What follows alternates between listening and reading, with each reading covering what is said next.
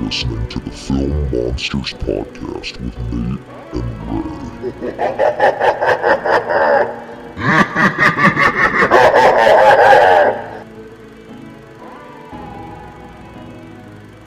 Well, hello everyone. Welcome to another episode of the Film Monsters Podcast. I'm Nate.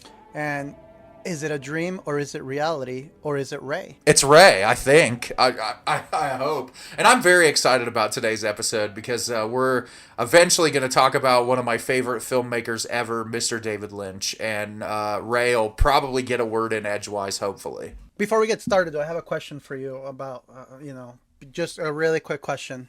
Yes, absolutely. Let me answer it. How's the weather out there? How's the weather out there? It's rainy. Very rainy.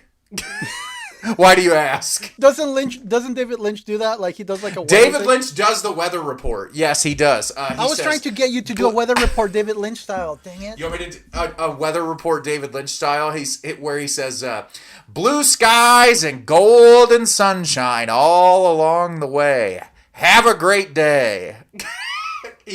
David Lynch is the man. I love him. I can't wait to talk about him. Tell me more about David Lynch. Pray tell. I feel like I made this joke last week, after we recorded, but if anyone out there is familiar with, The Last Action Hero, I feel like we're about to turn into that scene where he's talking to his mother and he puts the phone down and it's a pre-recording of him going, yep.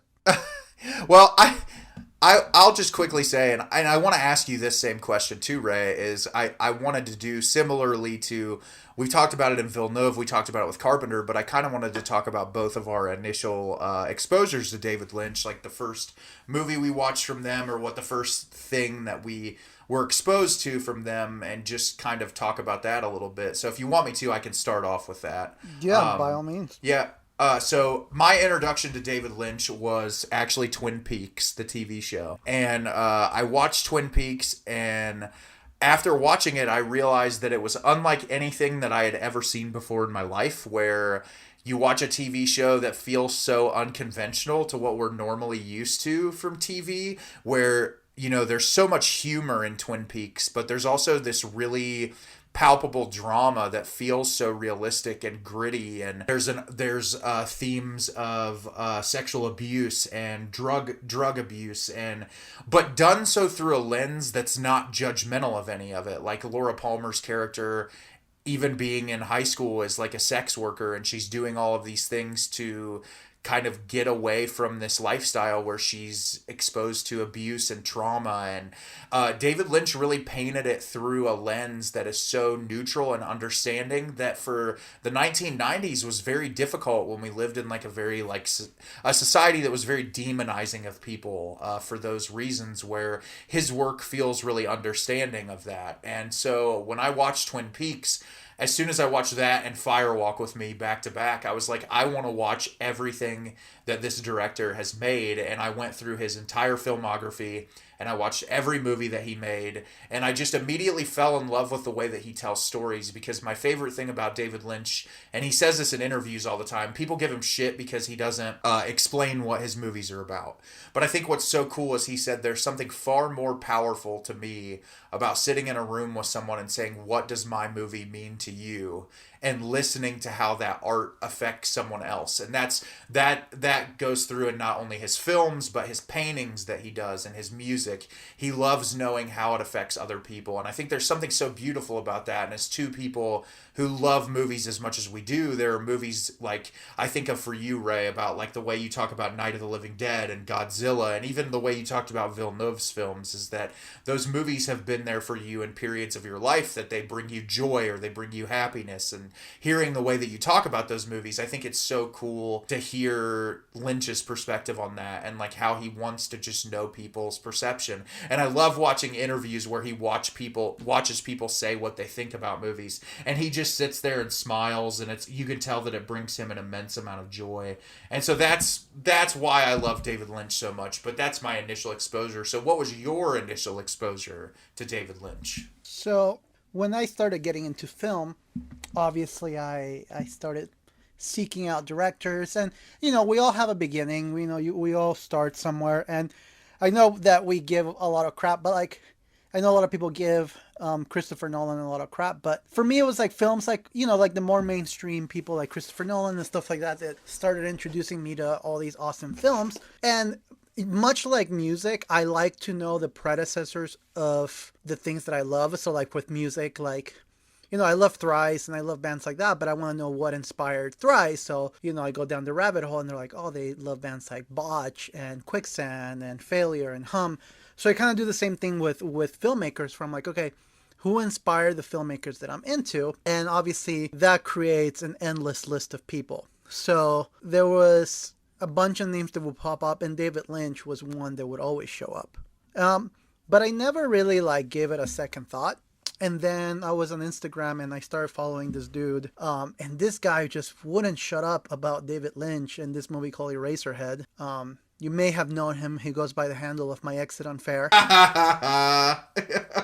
Yeah, I never shut up about that movie. So then when I started getting into the Criterion Collection, I remember you and I were already talking at this point, and you just wouldn't shut up about Eraserhead. So I picked up Eraserhead as a blind purchase on one of these Criterion sales, and I wanted more. So then I just started going down the line with Blue Velvet, and basically I've seen any like the stuff on the Criterion Collection except for like the Twin Peaks stuff because I haven't seen the show. There was just enough like pop culture references to Twin Peaks plus this jerk named Nathan Brown that wouldn't shut up about Eraserhead that I just had to check it out. I had to see what was so special about it, and don't get me wrong, like David Lynch makes me feel like an idiot because I don't understand a good chunk of his stuff, but that's also what makes him so interesting on rewatches.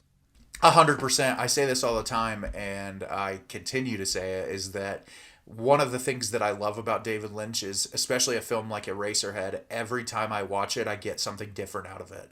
And I think that if a filmmaker can do that, where they can challenge you to the point where every time you watch a movie, you perceive something different from it, that's really impressive. And also, I'm very grateful that I could send you down the David Lynch rabbit hole. And I think that's a perfect transition. So similar to the past couple episodes, we're just going to go through David's filmography.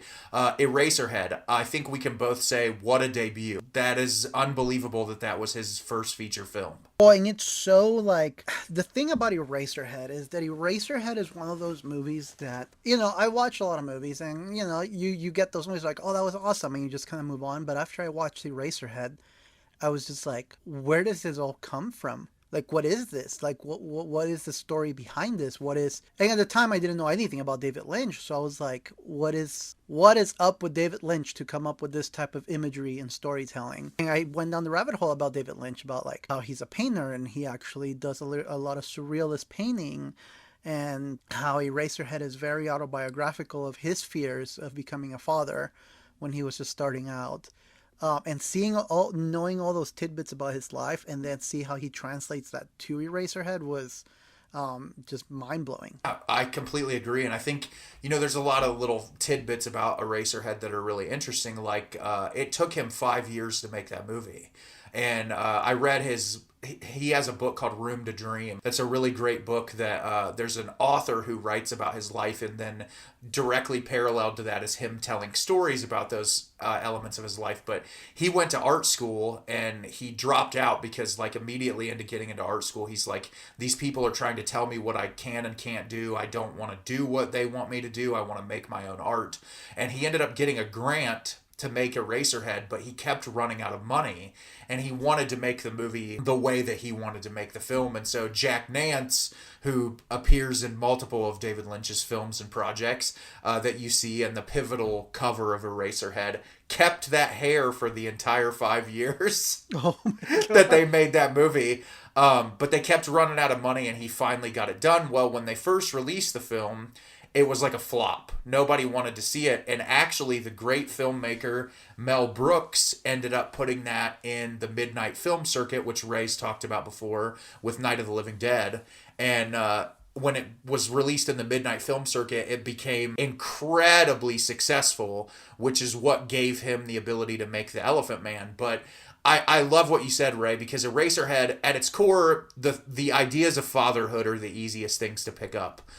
You can just see it bleeds through the screen. But I think what's interesting is how every time I've watched that movie, I've gotten something different out of it. Like the very first time I watched the film, when he embraces the lady in the radiator at the end, I thought that he was committing suicide. Interesting. The very first time I watched it, I thought that that was his way of committing suicide. Obviously, there's so much to do with sex. I think that the intro imagery with the guy running the machinery and dropping the semen looking things into that big pool and like literally showing you the impregnation of Jack Nance's girlfriend at the beginning of the movie through all of those extreme visuals. There's so much you can pull from it. We could have an entire episode that we could just theorize what the movie's about, but I think the important thing is it doesn't really matter what it's about. It just matters what it's about to you. And I think on top of that, like the imagery in the film, David Lynch is obsessed with factories. You talked about his artwork. And his photography. He did an entire photography book where he just went around the United States taking pictures of old factories that have been abandoned. And I think that that's really resonant in the film too, is like the sounds of machinery whirring and you hear like the factory smoke pillars going off. And I think that that's like you are immersed into this very small story that takes place in this much bigger world. And I think the whole idea of David Lynch growing up in a small town and, you know, constantly thinking that there was more out there than the little bit of life that he was aware of, I think that's really prevalent. And even just the sound design and the way that the world feels so expansive amidst just this tiny story with this one character. That's interesting. I didn't know about his obsession with that kind of subject matter. Because like that film, I always thought it was really interesting. I thought it was just due to budgetary reasons. They were just filming in some back alley. But yeah, that is a very prevalent theme throughout the movie of like these factory-like lifestyles, like people that have that kind of lifestyle and probably work at a factory or live near one because usually that's cheap living. So that's interesting. I didn't know that about him. And there's also one of the things a lot of people don't talk about in this film either.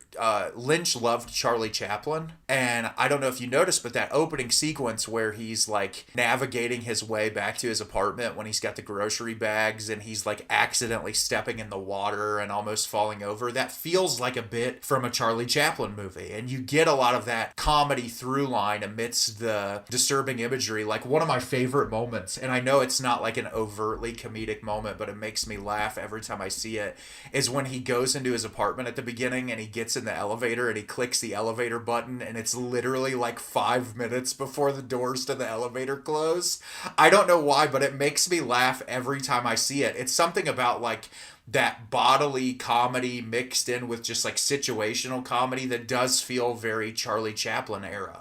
That is true. That is true. I do remember seeing that and thinking to myself that same thing. I didn't think Charlie Chaplin, but I thought like, oh, that looks very like silent film era acting. And before we move on to the next movie in David Lynch's catalog, we need to talk about The Baby. Oh. Or Bo Burnham's penis. It's honestly like... One of the things that's interesting is David Lynch has never revealed how they've done that. There's no behind the scenes footage. There's nothing. He refuses to say anything. But if it terrifies you, that is the sound of his child. Are you serious? Yes, his kid did all the voiceover work for that, which to me is horrifying. I don't really know what else to say, but he refuses to tell how they made that, but it looks so real. Even for a film in 1977, I watch that now and it's like... I don't know how they did it, but like the way that it moves its mouth and just the unnatural feel of all of it, it's horrifying. Yeah, I'm just like baffled to think that came out of a baby's. Oh, I know, right? It's terrifying. But Jess actually bought me there's an artist on Etsy who made a real life replica of one of the Eraserhead babies, and so I have one in my house. Oh, of course you do. But no, I love that movie. I feel like there's something different I get out of it every time. I actually own the score on vinyl, and I think it's Sacred Bones pressing, and it's really interesting because of how much of it is just ambient factory noises.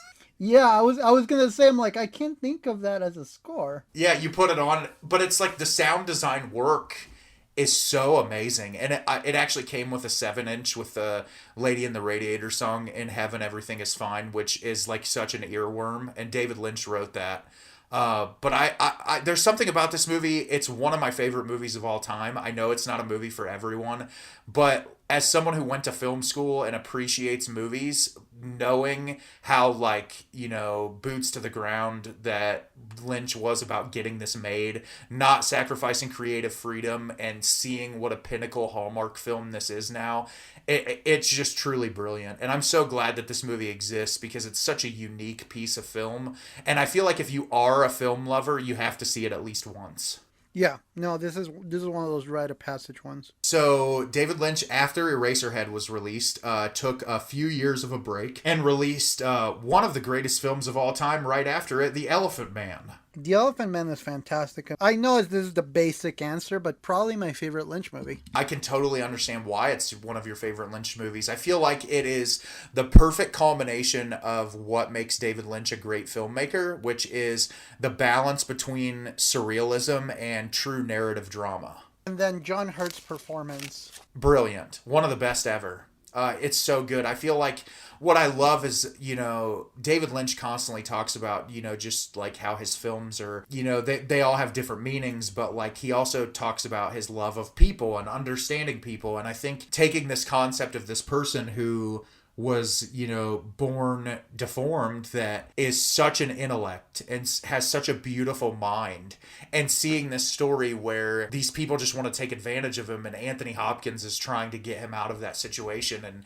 protect him essentially, and seeing like the beauty through his intellect through the entire film, it just makes that third act punch so much more powerful. And I actually saw this. This was one of the last David Lynch films I watched. I saw it for the first time when they did the David Lynch screenings in my city, and seeing it on the big screen for the first time was incredible. That sounds amazing. I would like to see that in the big screen like that. Like, that's the thing about that movie is, like, it looks like this, like, straightforward, like, period piece drama. But some of those effects, like, some of the prosthetic work, and, you know, it's incredible to look at. Yes, 100%. It's amazing. And the fact that John Hurt was able to give that level of a performance through that type of prosthetic makeup is amazing. One of my favorite scenes in that entire movie is when the actress goes to visit him towards the end of the movie. There's so many scenes in this movie that are pivotal, but what I also want to say is it doesn't sacrifice from the fact that there is still a lot of surrealism in this movie. There's a lot of really weird shots in it. There's a lot of strange editing choices. And I feel like that's what you can tell when you're watching it, that despite the through line narrative and how this movie feels like what Ray said, just like a period piece, you can still feel that it is a David Lynch film. Yeah, for sure. Well, something, and this is kind of like I think a common theme throughout David Lynch filmography is, and maybe I'm wrong because I haven't seen all of them, but from the ones I've seen of David Lynch, he never has like a clear ending. The ending is always kind of left up to the viewer to figure out what happened. Even on his more straight movies like this one. Like, I mean, the ending of this one is pretty obvious, but it doesn't spoon feed you the answer. It's just like, here it is. You put it together. That's really interesting that you put it that way, because like this one does have a relatively clear ending. But like you said, it's not like a, you know, title card comes up and says like, oh, he died. Like, you know, it's you still get that beautiful scene of him where he lays down in bed and sees his mom. Yeah. So it's always a very dreamlike type of, even and we'll get to the straight story later, but even the straight story is like, I feel like David Lynch is more concerned with the journey rather than the end. It's exactly. And I wanted to say, interestingly enough, The Elephant Man made $26 million on its $5 million budget, which in the, I think this was the early 80s, is incredible. Yeah, once you adjust for inflation, that's incredible. Well, do you want to know what's even more amazing is it was the second highest grossing film in Japan. In Japan, really? Behind The Empire Strikes Back. Really? The same year. Yep, it was the second highest grossing film. For the theatrical rentals of that, it made 2.45 billion yen. Wow. Which to me is insane. I can't believe that it made that much money. But yeah, this is a movie that ended up getting. I don't think Lynch got a nomination for an Academy Award, but I believe no, he did. He got a Best Director Academy Award, and it got nominated for Best Picture, Best Adaptive Screenplay, and John Hurt got a Best Actor nomination. Wait, did he win Best Director? No, he didn't. He just got a nomination. Oh, gotcha. Okay. He's never won an Academy Award. He got an honorary Academy Award a couple years ago, but he's never won an Academy Award, which is unfortunate.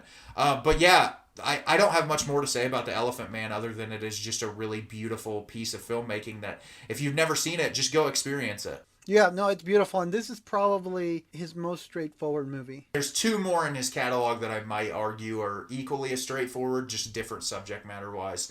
But then he took a 4-year gap and put out the only film in his catalog that I would call a stinker, and that is his version of Dune. But we've talked about Dune, and you've mentioned that it's really not entirely his fault. No, 100%. You watch interviews with David, and Dune is a book that he absolutely loved. He was obsessed with the Frank Herbert book, and he wanted to do his adaptation of it, but the studio rushed him over and over again to get it done. He had all of these visions for like the visual effects, which now after we did our Villeneuve episode and you watch Villeneuve's version, I feel like a lot of the way that it looks and the way that it feels is probably the idea that David Lynch had for it.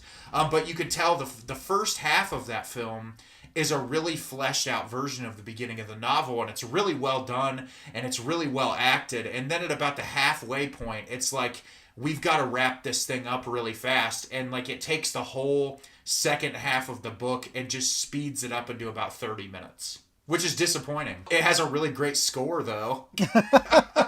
And the music from Toto and the Brian Eno theme is pretty great. I also, like, I obviously being a Twin Peaks fan, I have a big soft spot for Kyle MacLachlan. I love his performance in this movie, even like some of the hokier moments in it.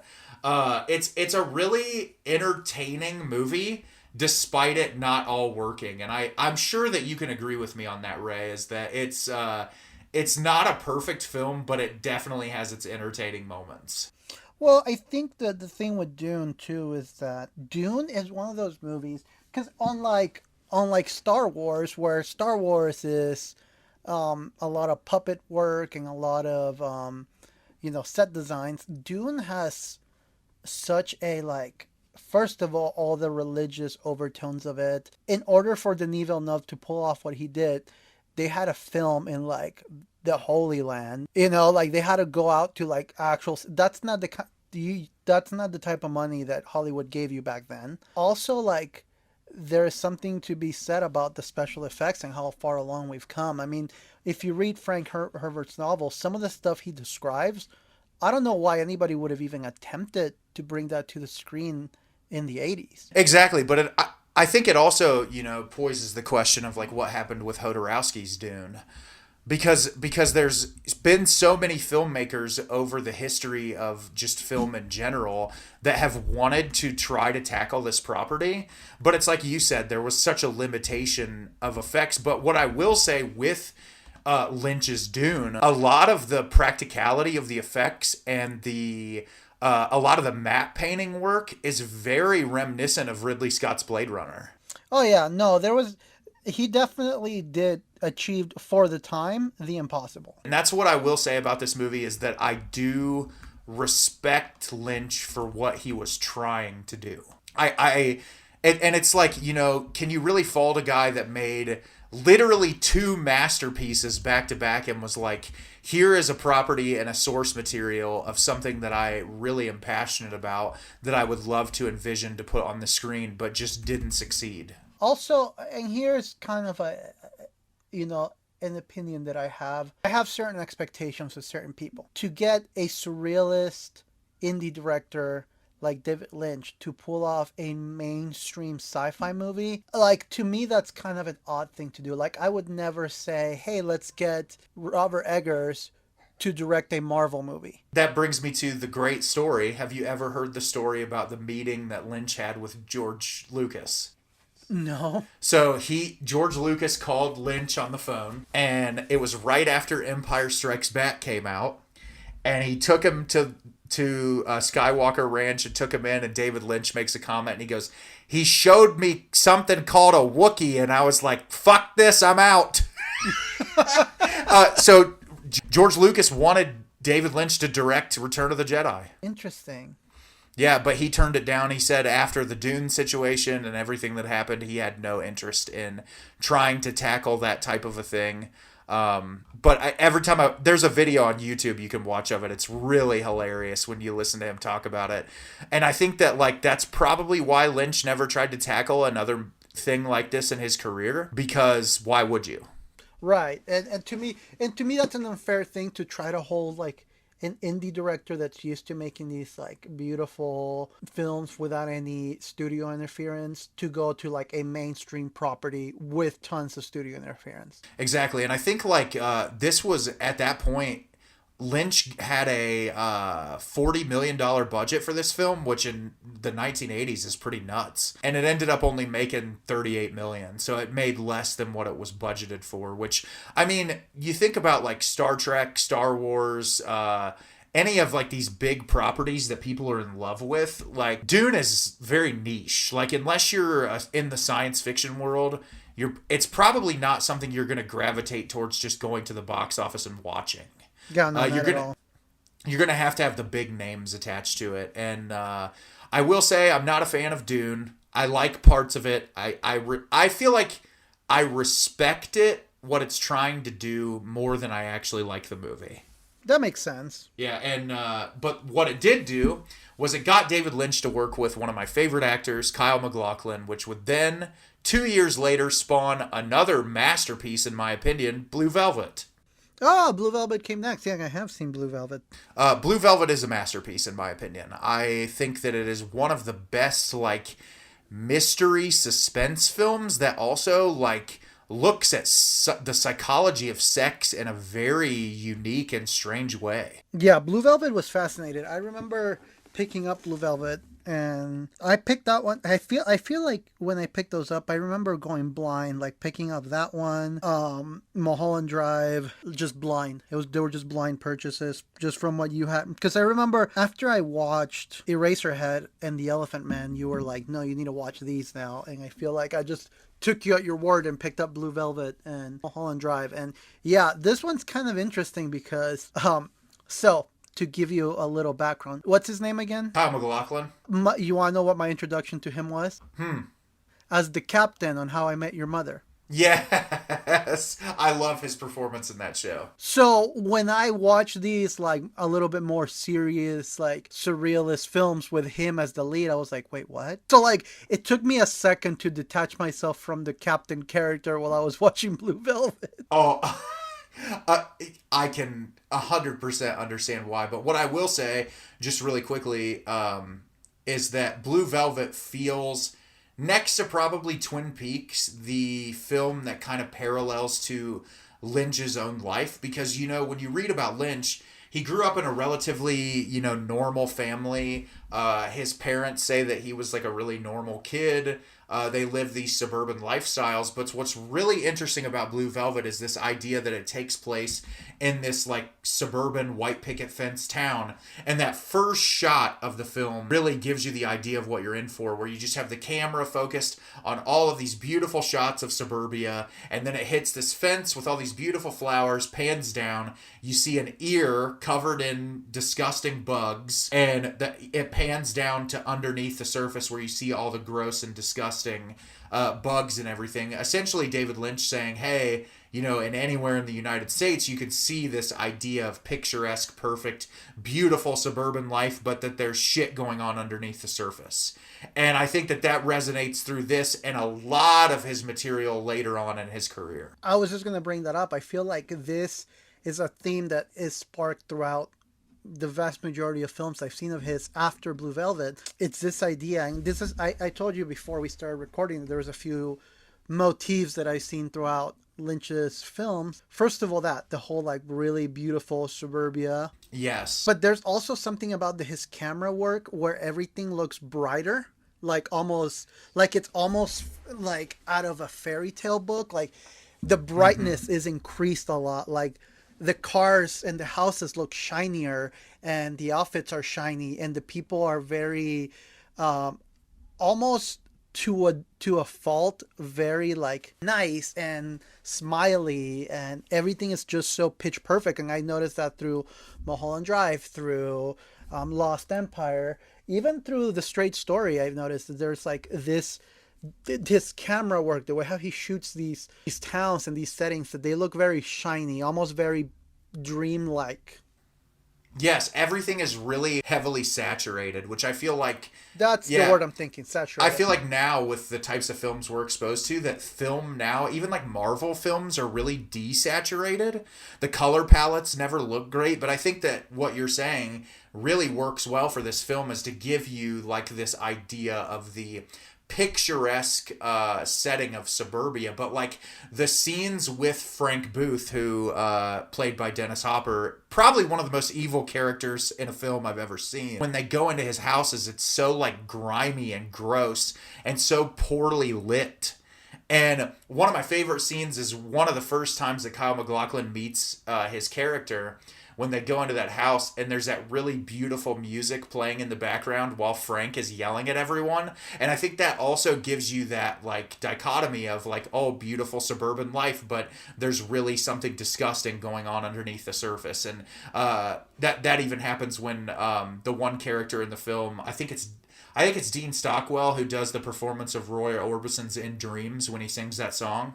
Just absolutely amazing. There's so many moments in this that are memorable. And it also has a very young Brad Dourif, or as how we know him today, Mr. Charles Lee Ray. Chucky is in this film. He was also in Dune, which it's always cool to me to see him in this movie. But you get amazing performances from Kyle MacLachlan, Dennis Hopper, Laura Dern, Isabella Rossellini, and one of her best performances, who we just got to see Isabella Rossellini as the grandmother in Marcel the Shell with Shoes On.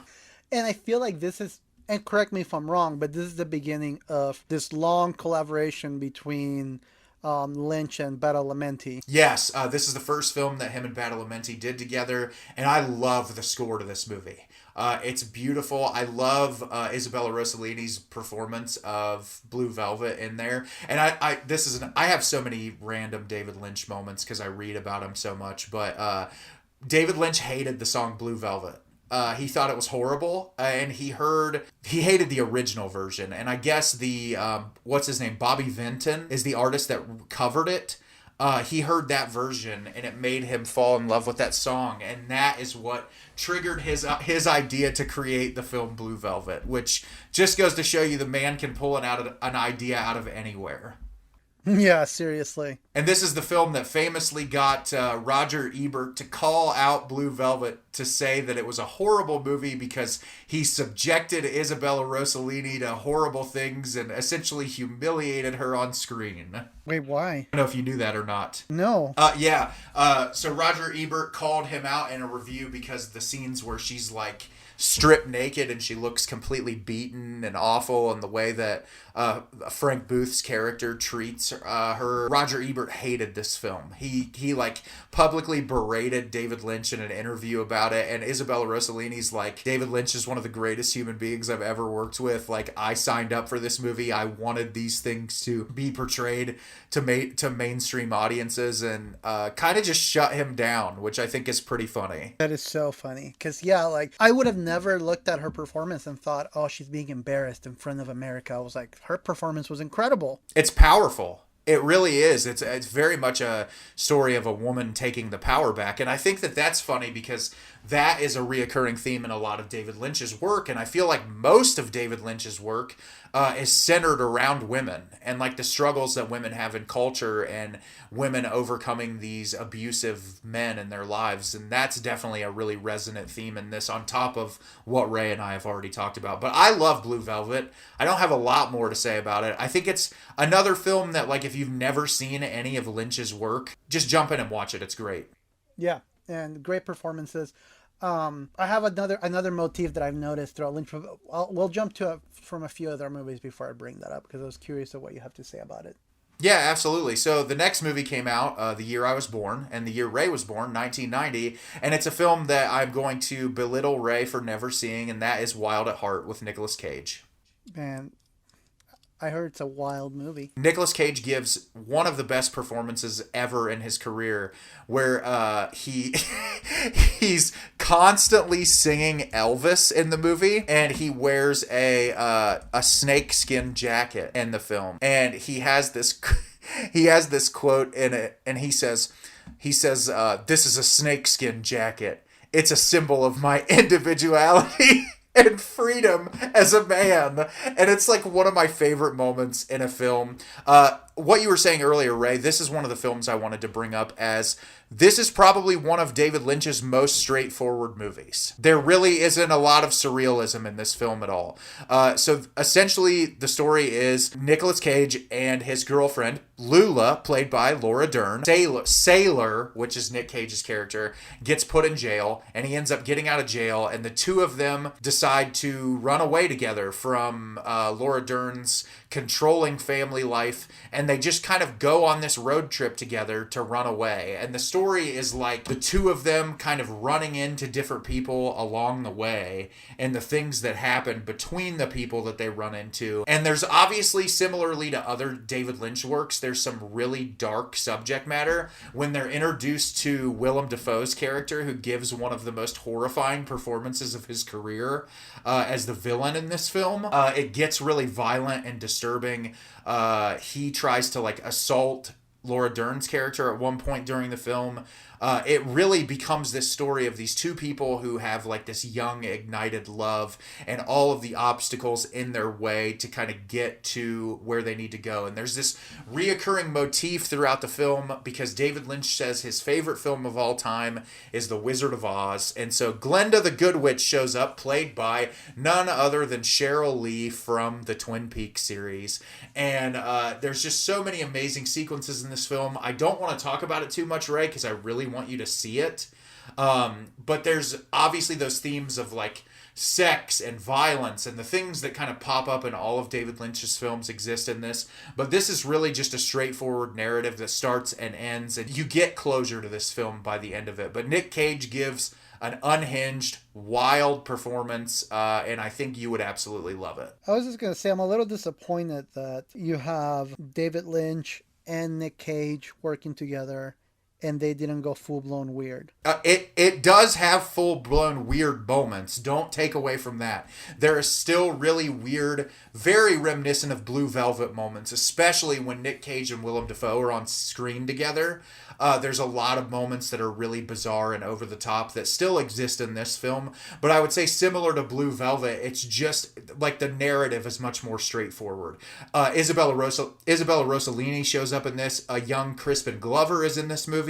Harry Dean Stanton's in it. And with how much you love Willem Dafoe too, I'm surprised you haven't seen this yet. And this also is the return of Angelo Badalamenti doing the score to this film, which is also fantastic. And yeah, Ray, this is one like I shouldn't even have to tell you to watch this movie because of how much you love Nick Cage. Yeah, no, I do need to repent of my sins. It's fantastic. I really love this movie a lot, but I won't linger on it because I have to jump in 1992, David Lynch released Twin Peaks Fire Walk with Me, which I know Ray has no experience with Twin Peaks, but I really quickly want to talk about it. I won't linger on it too long because Ray won't have much to provide. But in 1990, Twin Peaks came out, the TV show. It stunned the world. People every single week were asking, what's going to happen? Who killed Laura Palmer? So I don't know how much you know about Twin Peaks, Ray. Base level story is there's a small town in Washington called Twin Peaks, and the head cheerleader, the most popular girl in school, Laura Palmer, in the first episode gets killed. And the entire town is sent in an uproar because there's never any murder or crime. Well, there is crime under the surface, but it's similar to what you talk about with Blue Velvet. Picturesque, perfect community that has a lot of gross shit happening underneath the surface. And so the entire show was supposed to be, in David Lynch's terms, they were going to talk about who killed Laura Palmer, but he was never going to release that information. He wanted the story to just be about the characters in this town and how the murder of this really popular girl affected this entire community. Well, at the end of season 1, ABC went to David Lynch and said, "You have to tell us who the killer is in the second season. Otherwise, we're not going to continue the TV show." And so David Lynch reluctantly in season 2 revealed who the killer was, which since you haven't read it, Ray, or watched it, I'm not going to tell you because I want you to see it. They reveal who the killer is, and David Lynch said, "Well, fuck this, I'm out." And so in the first 4 episodes of season 2, he quit the show, and Mark Frost continued to be the showrunner. Well, they got up to the finale.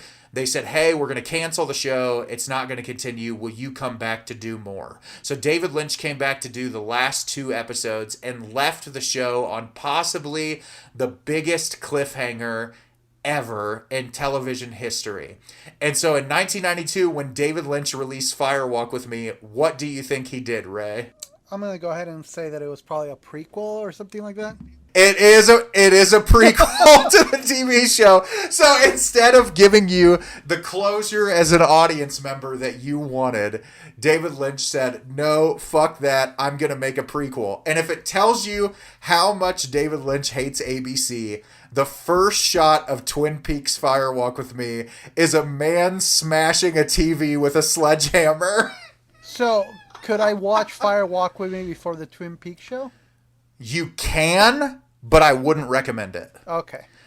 There's a lot of... It's a really weird movie in that there are a lot of callbacks to the television show that I feel like if you don't know who any of the characters are or anything, it's a prequel, but I feel like it would be really hard for you to pull a lot of it without knowing the characters because it's structured very strangely in the way that this movie is all about Laura Palmer's story. So I told you in the TV show, she gets killed in the first episode. You don't really know anything about her other than you learn about her family and the people surrounding her. Well, the reason why Twin Peaks exists is David Lynch said the idea of Laura Palmer came to him in a dream and he wanted to turn that into a TV show. This is the time for Laura Palmer's character to get fleshed out. And Ray, I'm going to say something to you that might blow you away, but Cheryl Lee's performance as Laura Palmer in this film is in my top 2 actress performances of all time.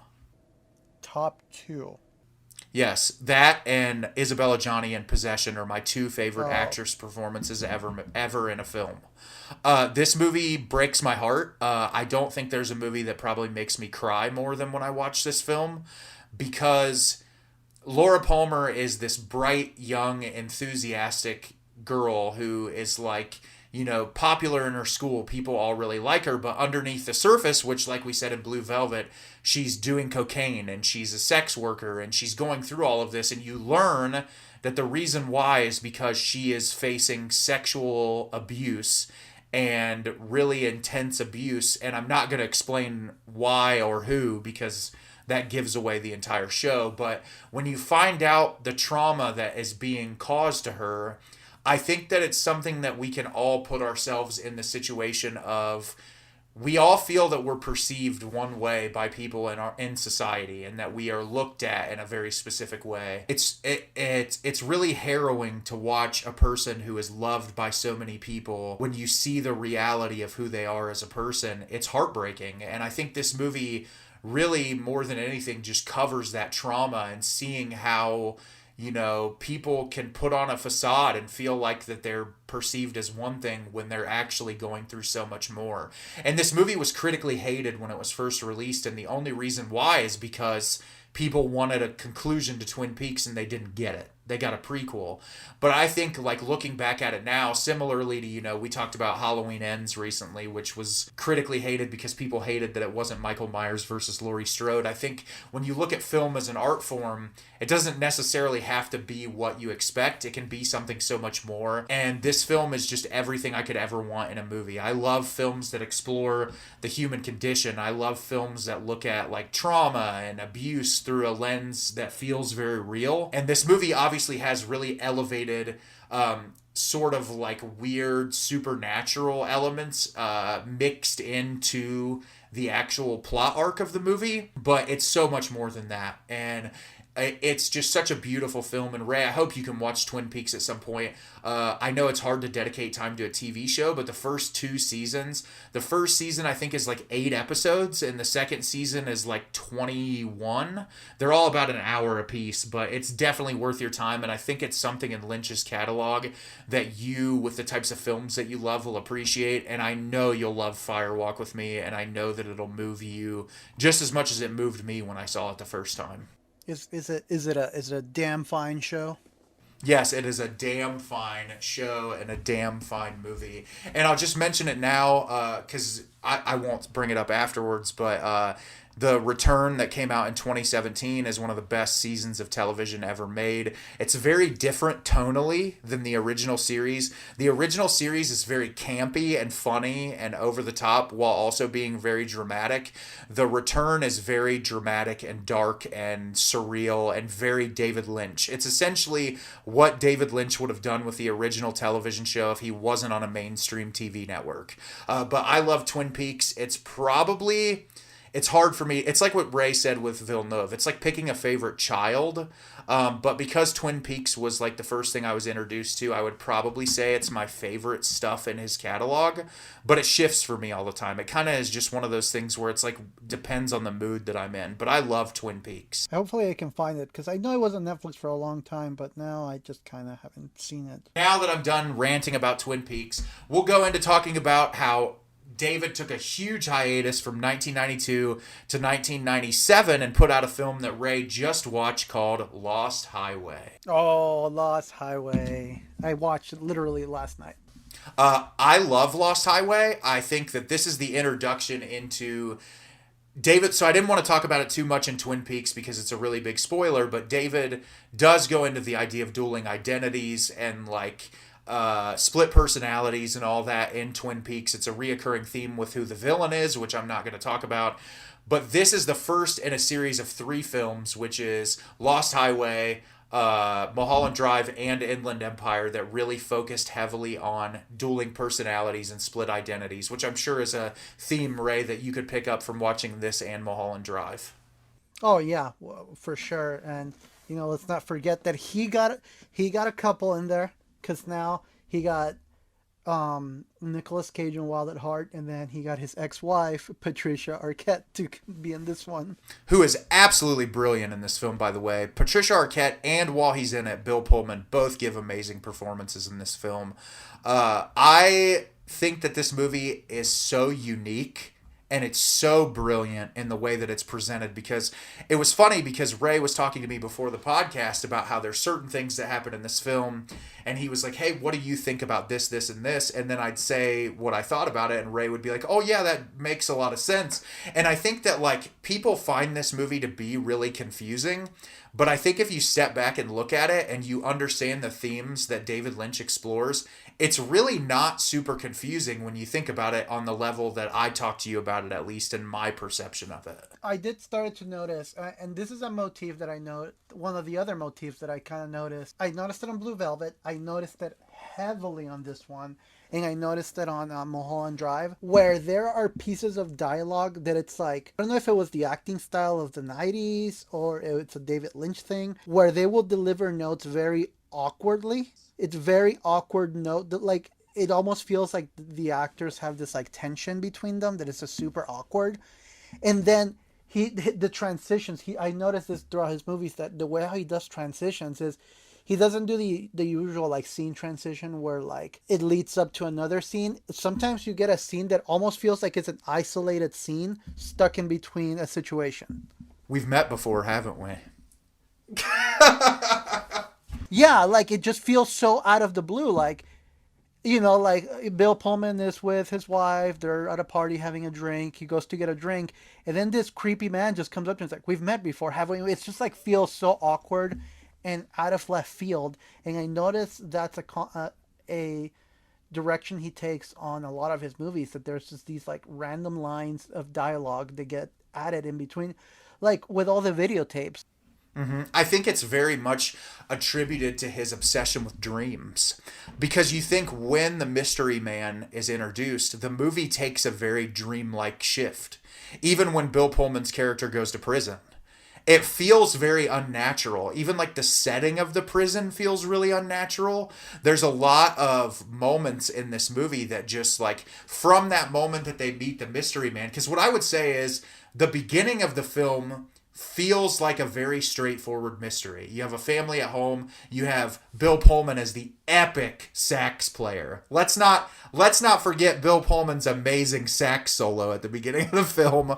And you can sense marital tension between the two of them. There's like a sex scene between the two of them at the beginning where you can tell. Ray mentioned it before the podcast. It's been a while since I've seen it, but he like finishes early. She almost seems kind of disinterested. And you can sort of see the tension between the two of them. And they start getting these mysterious videotapes delivered to their house, which I wanted to mention. Are you familiar with Michael Haneke's work? I don't recognize the name. Have you ever heard of the film Funny Games? Oh, yeah. Yeah, so he did a movie a few years after Lost Highway was released called Cachet, which is about a couple in Paris that people start delivering videotapes to their front porch.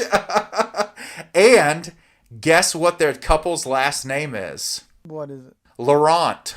Oh! So literally that was Michael Haneke's nod at David Lynch. You can just see it through the themes of the film. But this movie starts off where Bill Pullman's upstairs in his house and the buzzer goes off in his front porch and you hear Dick Laurent is dead.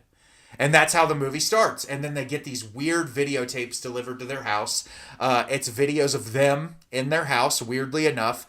And what ends up happening is Patricia Arquette gets murdered. Bill Pullman is blamed for the murder and he goes to jail. And one night he is in his jail cell and like this weird thunderstorm starts happening.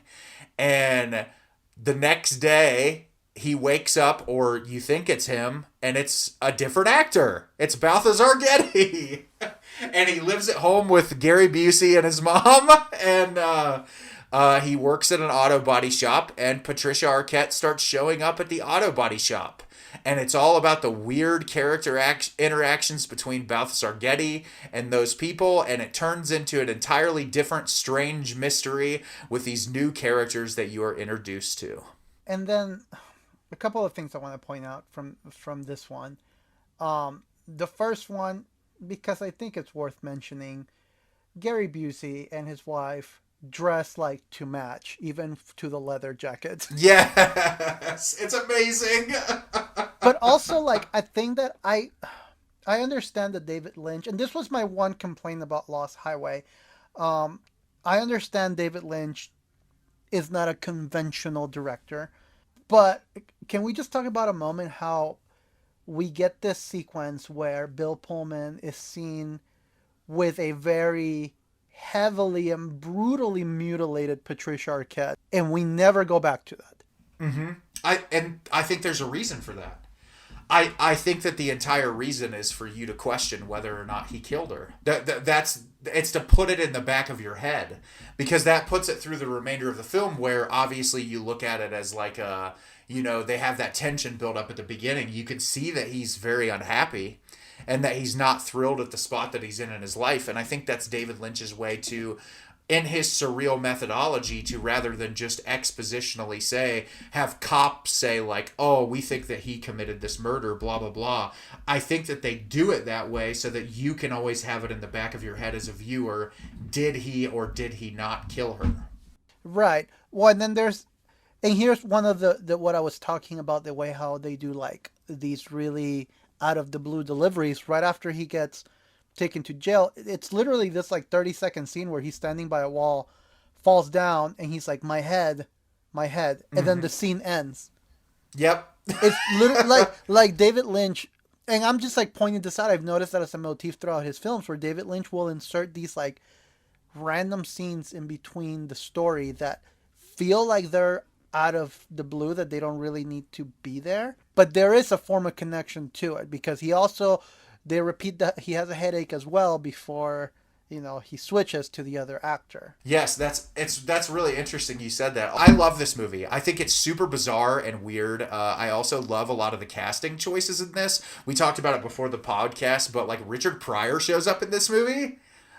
Just because he loves him. Jack Nance shows up, who is in Eraserhead. I don't know if you noticed that. He was one of the auto mechanics. What? No, I missed that. Yeah, so he was one of the auto mechanics. Did you notice that Henry Rollins was one of the guards? How did I miss that? Yeah, Henry Rollins is one of the guards in the prison. Giovanni Ribisi's in the movie. Oh my gosh. I don't know if you noticed that. Yeah, there's a whole bunch of people that show up Marilyn in this. Manson. Yeah, Marilyn Manson's in it for a brief moment. Mink Stoll, who is a big regular in John Waters' films, shows up in this movie. Obviously, David Lynch and John Waters are very close. And I think Balthazar Getty gives a really great performance in this movie. I feel like, he hasn't done a whole ton in his career, but I think that in this movie specifically, that he is really fantastic. I'm going to have to... Now I have to rewatch it with keeping an eye out for those people. Listen, I love this movie. I think it's so entertaining, and also, despite the amazing soundtrack that includes songs from like Rammstein, David Bowie, Nine Inch Nails, Smashing Pumpkins, beautiful Angelo Badalamenti score again. I literally, right when you were about to say Angelo Badalamenti, I just like signal up my microphone, like, get it out of your chest. Yes. Exactly. So that's Lost Highway. And then from 1997 to 1999, David Lynch said, I've been making some surreal films for a while. Now I want to make a Disney movie. And so in 1999, David Lynch released the film The Straight Story and the reason why he did it was because the screenplay writer is Mary Sweeney, who I believe he was married to for a while. Oh. And she worked on a lot of the screenplays with David Lynch. They were married just through the year 2006. So they were married for 1 year before they got divorced, but they were together for a really long time. And I love this movie a lot.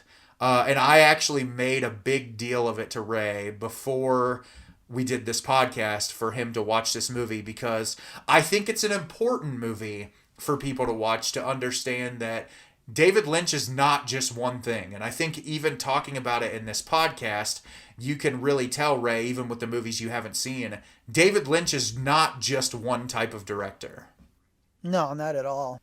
He really has a career spanning just an immense amount of different types of films. And so, Ray, because this was the first time you watched this movie, I just really want to hear, like, what was your initial impression? What did you think?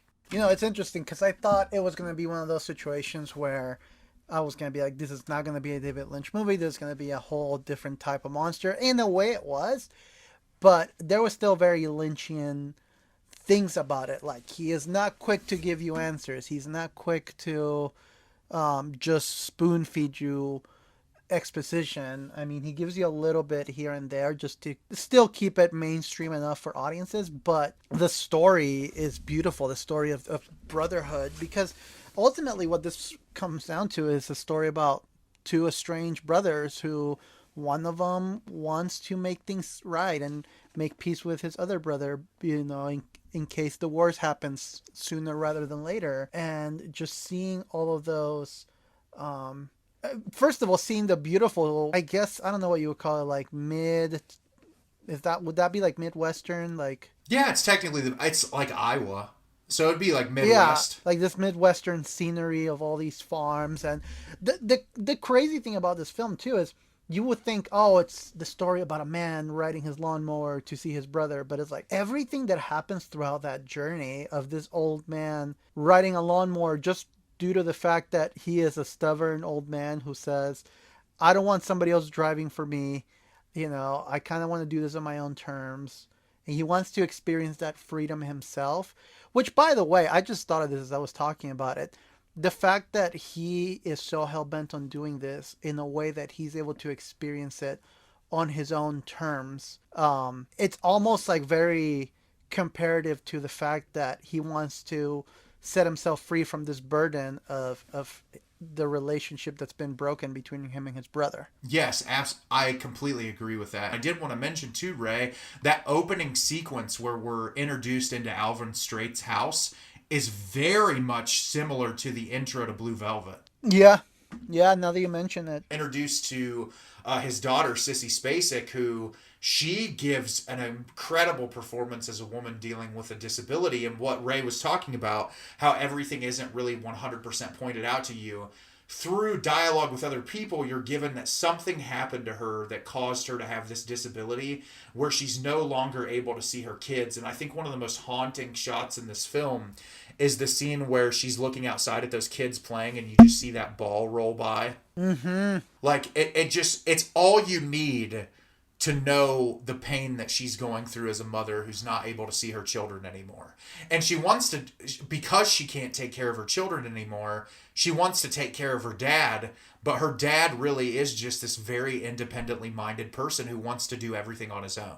Yeah, well, and then there's also like this whole mentality of his dad. You know, he there's even that opening scene where he falls down and he just like, everyone's freaking out, but because he fell down and he's like, I'm fine.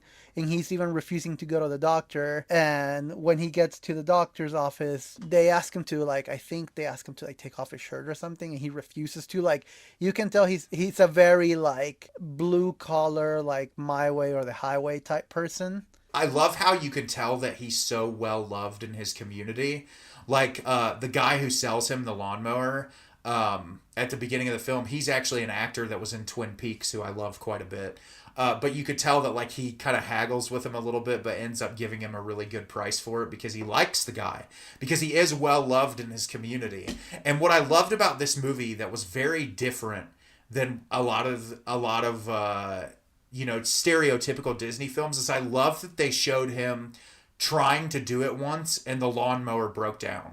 Yeah, I actually was going to point that out, that it's the lawnmower actually breaks down. And I love that scene where he's shooting the lawnmower. Yes, oh, it's so good. And then he ends up getting on that bus with all those church people and goes back into town. And then the thing is like for a person his age, that could have been enough to say, I'm not doing this. But he ends up just hopping back in and doing it again.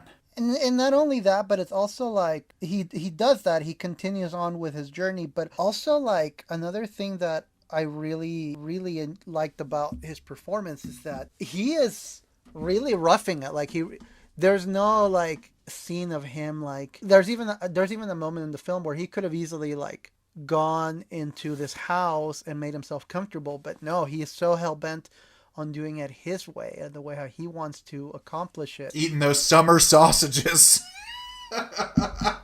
out of his cooler. but you can tell he's roughed it before, and I think later on when it comes into the fact that he served in the military, I think you really get like how he's so good at doing that. I love that part where he sees that girl. Well, and this was like a funny moment, but also like a really powerful moment too, is when he talks to that girl on the highway. Yeah, who said she ran away from home because she's pregnant, and he uses that analogy about the bundle of sticks. And then he finds a bundle of sticks waiting for him the next morning. It's beautiful. It's moments like that in the movie that kind of give you this he's not telling you like, oh, she went back home, but like through that visual storytelling, it's enough for you to be like, okay, so she did that. And I think one of the things I love about that too is similar to what I've said about David Lynch before, is like this is a young girl who got pregnant at a very young age, and a film could be incredibly demonizing of that, but even Alvin's character, who's an elderly man who's lived a lot of years, is incredibly understanding. He treats her like a person and says like, hey, if your family really loves you, this isn't going to be the break in what breaks your family apart. Like family is more than that. And I thought that it could have been approached a very different way, but I think that is so beautiful and simplistic way to do that. Like it's just so amazing. Yeah, I loved it. It was a really beautiful story. Yeah, like I said, it's very Lynchian because I feel like once he finally reaches the culmination of the movie, you don't get like this like beautiful Hollywood moment of the two brothers embracing and crying together. No, it just kind of ends letting you know that everything's gonna be all right, but I'm not gonna spoon feed you what happened. Mm-hmm. I do want to say too, the scene with him and that family that he runs into after he has almost an accident with his mower when he's going down that huge hill. I love the sequences between him, and it shows you his independence, like them saying, hey, you can use my phone, hey, you can come in. But he won't even sleep in their house, he sleeps outside.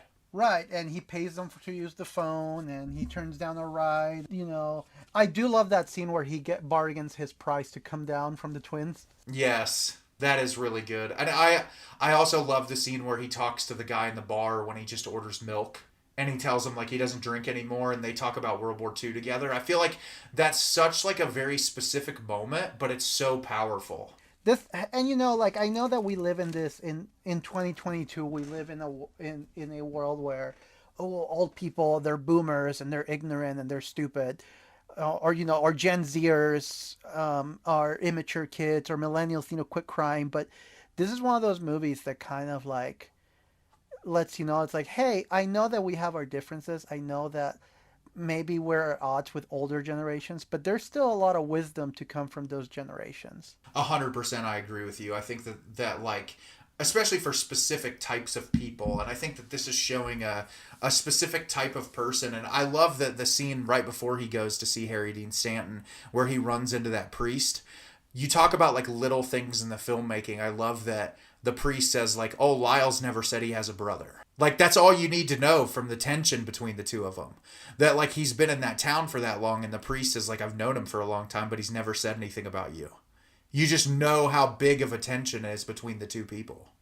Yeah, no, it's a beautiful story, and there's just tidbits of like dialogue that happens throughout that kind of you get more out of the relationship from those tidbits than you would if they did some like Hollywood style montage of them. Also, will somebody press this goddamn soundtrack on vinyl? Because I love the score to this movie. It's one of my, honestly, it might be an unpopular opinion, but it's one of my favorite Badalamenti scores. It's beautiful. It accompanies the film so well. That's the thing about Badalamenti that I noticed throughout all of the films.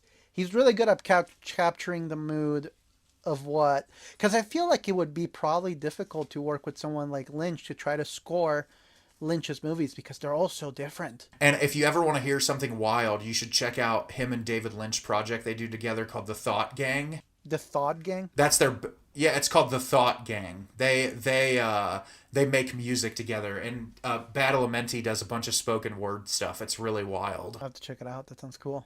So that's our talk about Straight Story. So we've got 2 more films in David Lynch's catalog, and the next film he made was in 2001, and it's a film that I consider an absolute masterpiece, and that is Mulholland Drive. So for Mulholland Drive is really funny because Mulholland Drive, the reason why I checked out Mulholland Drive, besides Nate pestering me about it, one of my favorite bands called Failure, they have a song called Mulholland Drive that I guess was inspired by that movie. I don't know about you, Ray, but I do think this film is brilliant. I think that there is, especially the scene with with Rebecca Del Rio when she sings the Roy Orbison song in Spanish. Oh yeah, I love that.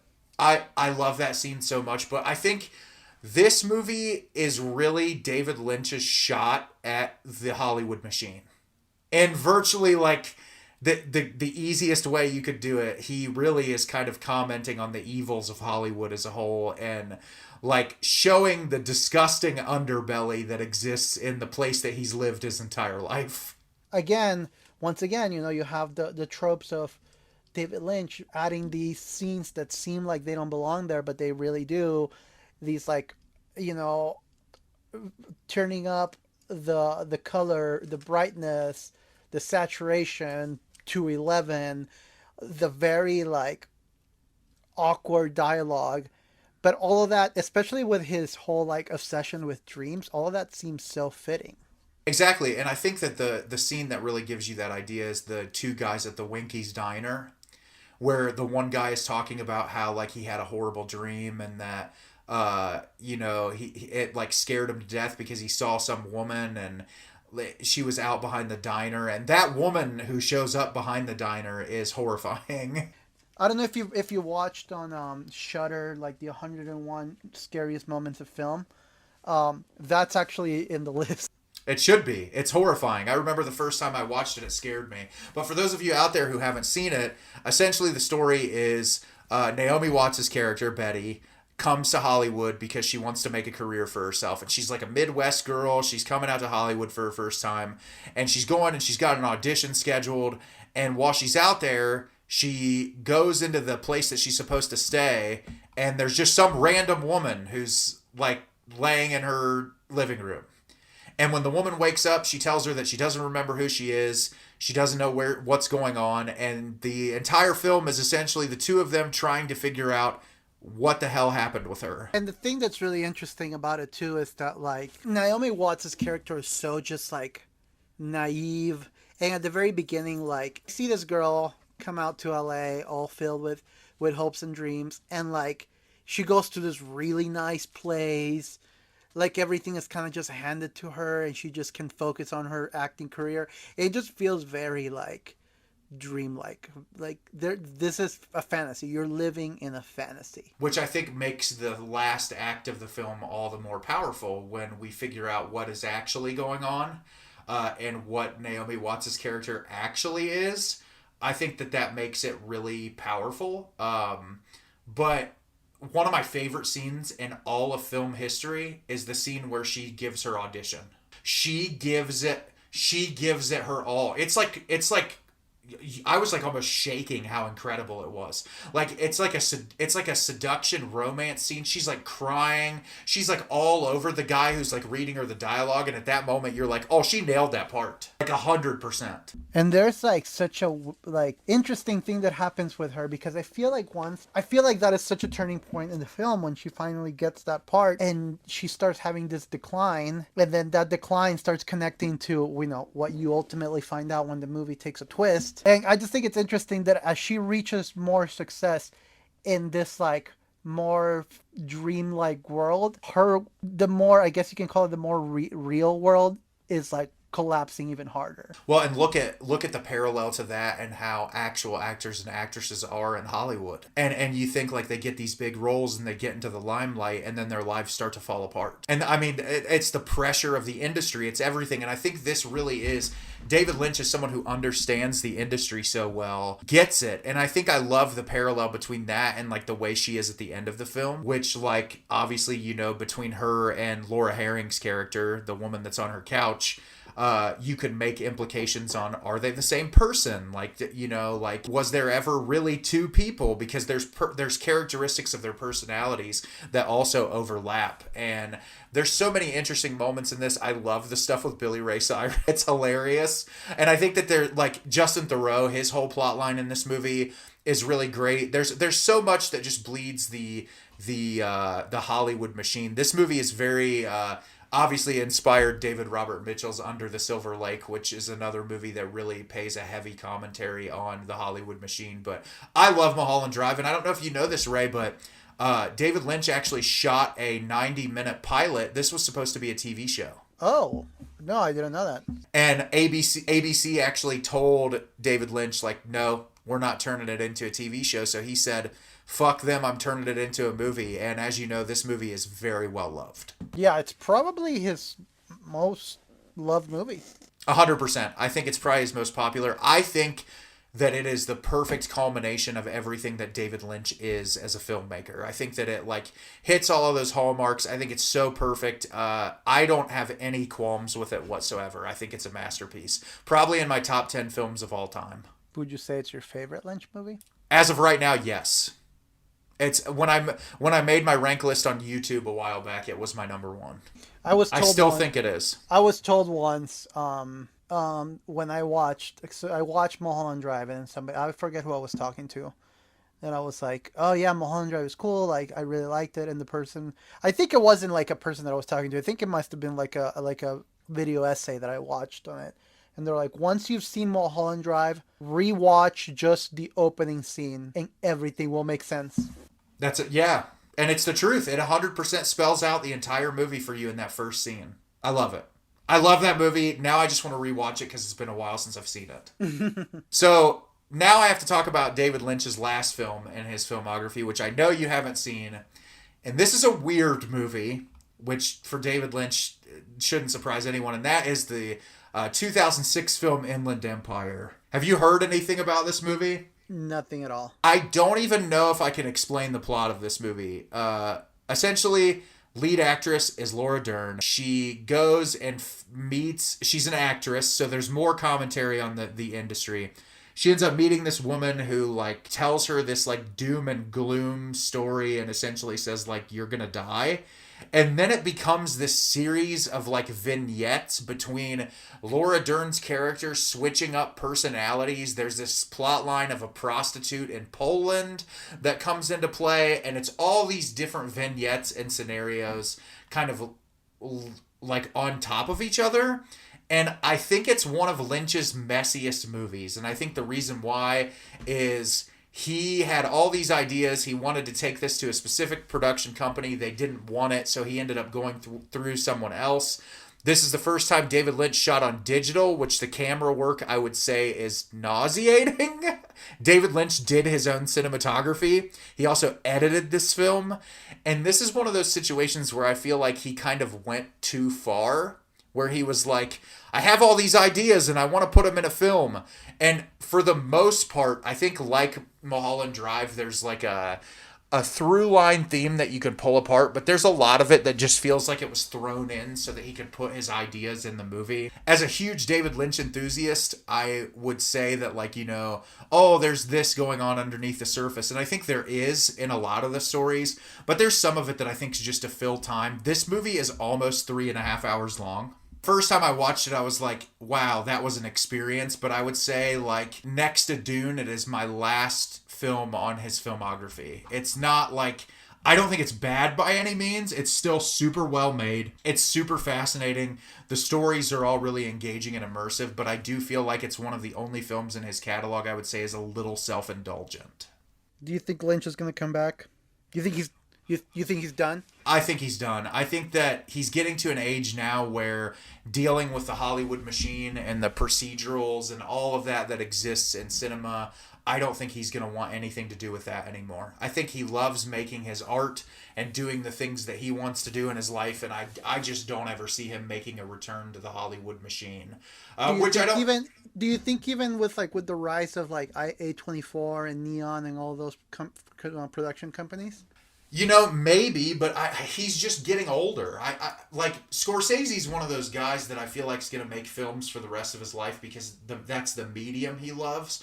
But Lynch's favorite medium is painting. He loves painting, and that's what he does almost every day of his life is he paints, and he makes really unique pieces of art that way. I know he said for a while that he wants to do a continuation of the Twin Peaks Return series, where he wants to do another season of that. But it's like he was already upset with Showtime with some of the limitations that they gave him for that. So I don't know. I wouldn't be upset if he doesn't. I think he's left such an interesting and unique legacy as a filmmaker that, like, I don't think he necessarily needs to make anything else. Coming back and doing The Return, and The Return being as successful and beautiful as a piece of media as it is, I don't necessarily need anything else. I'm not going to be upset if he makes something else, obviously, but, like, I don't know. I just, at this point, I don't see it happening. It's kind of like a Carpenter. It's just better off to cap it where he's at. Yeah, I think that, like, you know, there was this article that came out a couple of months ago that was like, David Lynch is currently working on this thing with Netflix with Naomi Watts and blah, blah, blah. And then it came out and he was like, no, I'm not. Like, he literally just came out and was like, I'm not doing any of that. So I don't know. I love David Lynch. I love the legacy he's left on film already. I think his filmography is beautiful. I don't really need anything else. So that's David Lynch. I could go on for even longer, but I won't. And I appreciate you, Ray, for engaging me in conversation about one of my favorite filmmakers. Hey, anytime. Do we want to quickly mention one film that we watched this week? Sure. I'll go first since I probably won't take too long on mine. I watched this little film. You may have heard of it. I think you've heard of it. Not a lot of people saw it, unfortunately. But I really enjoyed it, and it's called Lightyear. I loved Lightyear, and I don't care what anyone says. It was so much fun. It was so entertaining, and I loved it. It was great. No, I knew you had seen it. I just had to do a stupid build up to it. Socks. I loved it. It was great. Socks. That's all I have to say. Socks was the best. I won my own. So do I. And I thought, like, even the side characters, like, I love Taika Waititi. I thought he was great in it. It's when they're doing the thing. It's like, we need to do, and they were going through the points like survive or stay alive or something like that. Did you like the reverse sandwich? Yes. It was also, but I was going to say, also, like, I love, and I'm not going to say it because of spoilers, but the twist of Zurg. yes, I thought that was great, and a lot of people hated it, but I'm like, no, this is super cool. This is like if Andy would have gone to the theater and saw this movie, this is how it would have played out. I think the reason why the film didn't get as good of reviews as it could have is the beginning half drags a little long. It does feel repetitive there for a moment. Mm-hmm. But that doesn't take away from the fact that it's impactful. The stuff with his partner, I loved that. I thought they handled it so well. The time travel element was handled well. The animation was beautiful. I loved the animation in the movie. I just thought it was so much fun. And I will say that for Disney's catalog recently, Jess and I got out of the theater and I was like, I could go sit back down and watch this again and have just as much fun. Yeah, no, it was great. I really did enjoy it. I'm glad I finally made the time to watch it. Talk about the Giacchino score. Oh my God. It's so good. I'm mad I didn't pick it up now. I'm mad I didn't pick it up. Why do you think I told you when we did our time travel episode that I was so mad I hadn't grabbed it? Because it's amazing. Hopefully they'll repress it. Mondo did repress a little Saint Maud score for you recently, so maybe they'll get back to it and press some more Lightyear. Well, so I don't think that was a repress. I think those were just leftovers because I literally purchased it and then it was sold out. Hey, listen, I'm glad you got a hold of it because it's a beautiful pressing. You're going to love it. If they ship it, I've been waiting almost for 2 weeks for them to ship it. Hopefully they do soon. Well, I'll quickly mention a movie that I watched this week, produced by a little-known production company called A24, and this is a new release film that went straight to Apple TV Plus, and that is a film called Causeway. Oh, the Jennifer Lawrence one. Yeah, Jennifer Lawrence and Brian Tyree Henry, who give two of the best performances of the entire year. It's a really simple premise. A woman gets injured in Afghanistan. She comes back home to live with her mom, and she meets Brian Tyree Henry's character, who works in an auto mechanic shop after her car breaks down. And it's just a really beautiful, sweet, short character study about two people who are going through trauma that they both can relate to. And the movie was beautiful. I cried multiple times. Ray, it's a movie you'll love. I hope you get a chance to check it out. I'm so sad. Similar to the film Funny Pages I talked about this year that A24 just released directly to streaming. Two incredible movies that didn't get enough attention. I'll have to check it out. I struggle so much with Jennifer Lawrence, so I'm glad that it's good. So now that kind of puts my mind at ease with her to watch it. Well, she produced it, and you can tell that it's a passion project for her because she gives an amazing performance in it. All right, so I'll give it a shot. So, Ray, would you like to tell the good people at home what director you have chosen for us to discuss next week? Well, so next week, I decided that, between John Carpenter, Denis Villeneuve, and now David Lynch, we needed a little bit more brightness in our life. We needed something more fun, something more we needed more pastel colors in our lives, something more symmetrical. Kevin Smith. The films of Kevin Smith. We're gonna hear Nate's real thoughts. I'm gonna finally make him watch Yoga Hosers. No, we're gonna get very symmetrical here and talk about one of my all-time favorites, the auteur of symmetry, Mr. Wes Anderson. And I'm honestly so glad that you picked Wes Anderson because Wes Anderson, next to Edgar Wright, is the filmmaker who made me fall in love with movies. He's one of the main reasons I went to film school. So I am very excited to talk about Wes Anderson. I think we've both seen every film in his catalog, so pack it in for a long episode, folks. If you haven't seen any of Wes Anderson's catalog, try to sneak in one of his films this week so that you can check it out and listen to us talk about him in detail. But once again, we appreciate you guys for listening. As always, you can follow us on Instagram at the Film Monsters Podcast, where you'll get updated on release days and different information that we want to post. You can follow Ray and I on our personal Instagrams, Analog C and My Exit Unfair. And we look forward to next time. Talk to you later, everybody. Go have some damn fine coffee. Yes, please.